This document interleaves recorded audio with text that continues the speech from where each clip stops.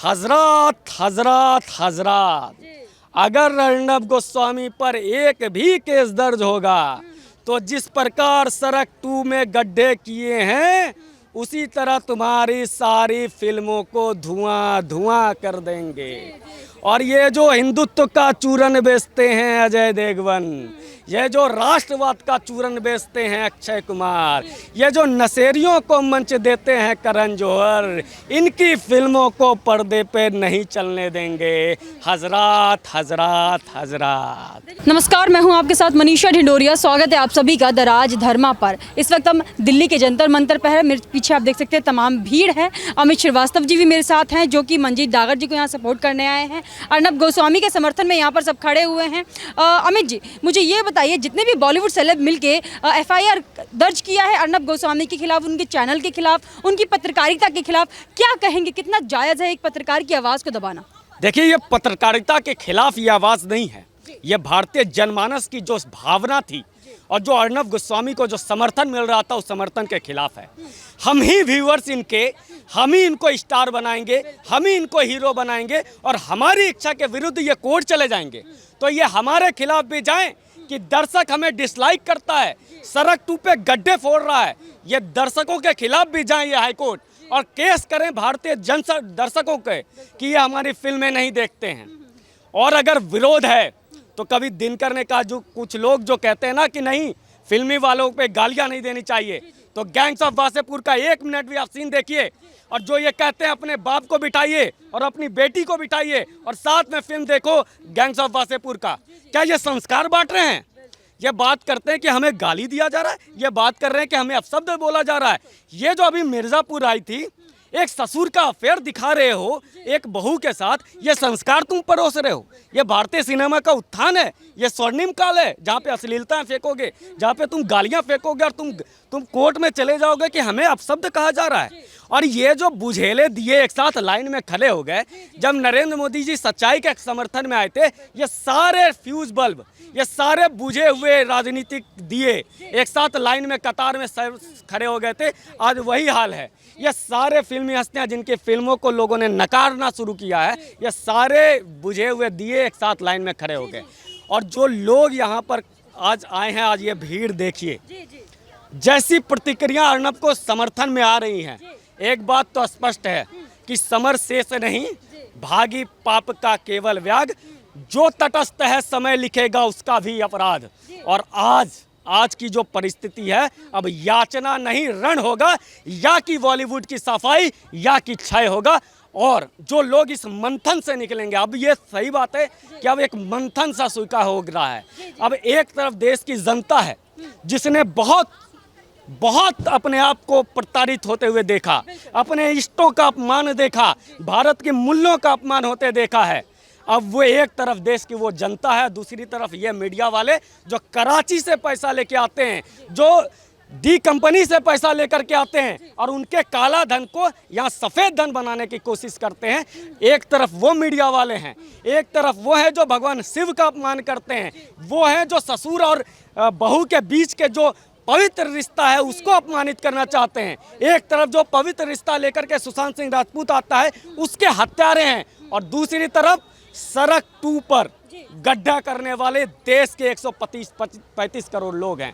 अब यह तय करना पड़ेगा, और मैं जुडिशरी से भी मांग करता हूं कि अगर आपके पास पिटीशन जाया है तो जुडिशरी को भी कहना चाहिए कि किस हक से आप आ गए यहाँ पर गाली देने के लिए, किस हक से आ गए आप यहाँ पर बोलने के लिए।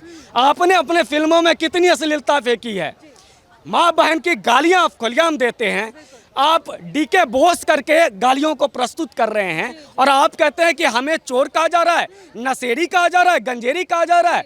खुलेआम पार्टियों में गांजा पूते हो, तुम फूकते हो। और आज राष्ट्रवाद का चूरन बेचने वाले ये अक्षय कुमार, हिंदुत्व का चूरन बेचने वाले अजय देवगन, क्या अजय देवगन को कोई किसी ने गाली दिया था? लेकिन अजय देवगन भी साथ, ये गठबंधन, ये महाठगबंधन चल रहा है। यह भारत की राजनीति में एक तरफ वही, जैसी हमने देखा था कि पाकिस्तान परस्त, चाइना परस्त लोग एक तरफ हो गए थे, आज दाऊद इब्राहिम परस्त, आज हत्यारे परस्त, आज नशेरी परस्त, आज जो इस देश के युवाओं को ड्रग्स देते हैं उनकी परस्ती में अक्षय कुमार, अजय देवगन जैसे सरीखे लोग भी खड़े हो गए खान गैंग से। आप बताओ, आप तानाजी हो, आप तानाजी हो या बख्तियार खिलजी हो, ये बताना पड़ेगा। अब जयचंदो को देखो, एक चीज अर्नब गोस्वामी ने बहुत अच्छी की, 2015 का जेएनयू का वो वीडियो जो सामने आया और उसके बाद जो एनजीओ बंद किया मोदी जी ने, ये सारे जो सर आस्तीन के सांप थे अवार्ड वापसी करने के लिए सामने आ गए। अर्नब गोस्वामी ने भी उसी बिल में पानी मारा है। सारे नाग नागिन बिलबिलाते हुए दिल्ली हाईकोर्ट पहुंच गए तमाशा करने के लिए। लेकिन अब देश की जनता बहुत स्वीकार कर ली भैया। 1952 से तुमने क्या क्या कांड किया है। मजदूरों के नाम पे तुमने अट्टालिकाएं खड़ी कर ली। कितने मजदूरों का तुमने साथ दिया। तुमने हिंदुत्व को गाली दी, तुमने भारत की संस्कृति को गाली दी। तुम मजाक उड़ाओगे, कपिल शर्मा कभी मजाक उड़ाने आ जाएगा। किस लिए? क्या एक ड्रग के व्यापारियों को ड्रगिस्ट नहीं कहेंगे, एक नशा लेने वालों को नशेरी नहीं कहेंगे, और सारे लोग कहते हैं हाँ मैं नशा लेता था। और सबको आज फिल्म बनाना है, फिल्म रिलीज करना है, तो अक्षय कुमार कहते हो सारे मीडिया फिल्म वाले गलत नहीं है, लेकिन नहीं, आज तो तुम उसके साथ खड़े हो गए। आज वो जो करण जौहर के साथ जो नशा का एक व्यापार चलाता है, जो यहाँ मंद बुद्धियों को मंच देता है, तुम उसके साथ खड़े हो। मैं कैसे ना मान लूँ कि तुम उसके साथ नहीं हो। तो अब हिंदुस्तान की 135 करोड़ जनता, और इनको फिल्मों की बहुत इनको लगता है ना फिल्मी डायलॉग, इनके ही फिल्म, मेरे काम है फिल्म की समीक्षा लिखना, तो मुझे सारी फिल्में देखनी होती हैं और फिल्म की इन्हीं के फिल्म का एक डायलॉग देते हैं। बहुत अच्छी आप बात कह रहे हैं। यहाँ पर आप एक बात और भी कह रहे हैं। ऐसे ही मैं आपसे बताना चाहूँगी, अर्नब गोस्वामी ने बॉलीवुड ड्रगीज का नाम तो लिया था, लेकिन अर्नब गोस्वामी और उनके चैनल ने कभी ये नहीं कहा कि पूरा बॉलीवुड ही ड्रग लेता है। सलमान खान का नाम उन्होंने खुलकर लिया था, जिसकी वजह से पूरा बॉलीवुड ने एक गैंग बना लिया है। सबने FIR कंप्लेंट दर्ज करा दिया है। लेकिन अर्नब गोस्वामी ने तो कभी सबका नाम नहीं लिया ना, तो सुशांत के लिए क्यों नहीं ये हुए थे? तब ये आज ड्रग वाले एंगल में सब साथ हो गए हैं। देखो ड्रग व्यापार कितना स्ट्रांग है, और ड्रग का मतलब होता है ब्लैक मनी को वाइट मनी करना, क्योंकि जब भी ड्रग आएगा विदेश से वो डॉलर में आएगा और यहाँ से कमाएगा रुपए में, तो रुपए को डॉलर में परिवर्तित करने का जो कारोबार, काला धंधा यहाँ देश में चल रहा था।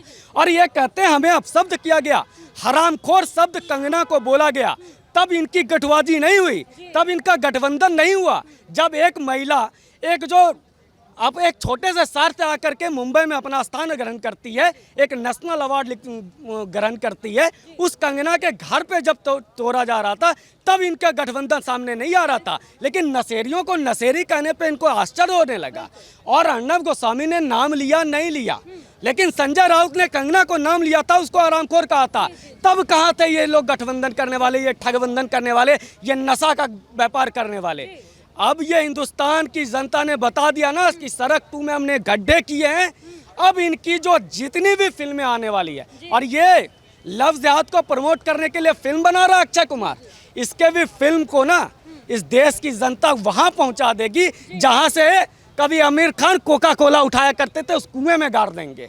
अब ये देश की जनता ने, आप देख लीजिए, किसी पत्रकार के नाम पर अगर इतने लोग खड़े हो जाते हैं तो देश को समझना पड़ेगा कि ये देश अब कुछ भी स्वीकार नहीं करेगा। जिस दिन सुधीर चौधरी जी ने परमवीर सिंह को मंच दे दिया अपने चैनल पर, उस दिन लोग सुधीर चौधरी को भी गाली देने लगे। इसलिए अब बताया ना, जो तटस्थ रहेगा समय लिखेगा उसका भी अपराध।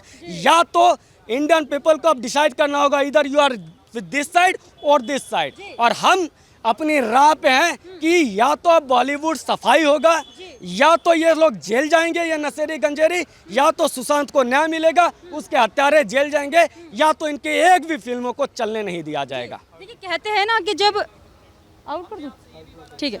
बहुत बहुत धन्यवाद आपका अमित जी। ये थे हमारे साथ अमित श्रीवास्तव जी। इनका यही कहना है कि जब सुशांत के लिए आवाज़ उठानी थी या कंगना रनौत के लिए आवाज़ उठानी थी, तब तो ये बॉलीवुड गैंग एक साथ नहीं आया, लेकिन नशेड़ी को नशेड़ी कहने पर सब के सब एकजुट हो गए हैं। आपका इस पर क्या कहना है, हमें कमेंट करके ज़रूर बताइएगा। हमारे साथ ऐसे ही बने रहिए, देखते रहिए दराज धर्मा।